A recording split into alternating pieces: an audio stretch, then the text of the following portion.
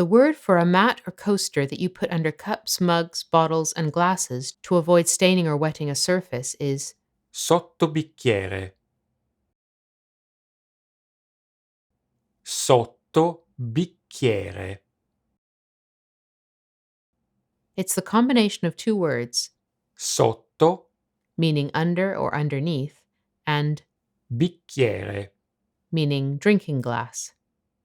Sottobicchieri can be made of various materials, including Vetro, glass, metallo, metal, legno, wood, plastica, plastic, gomma, rubber, ardesia, slate, stoffa, fabric, pietra. stone. Usate i sottobicchieri, per favore. Non voglio vedere macchie sul tavolo. Use the coasters, please. I don't want to see stains on the table.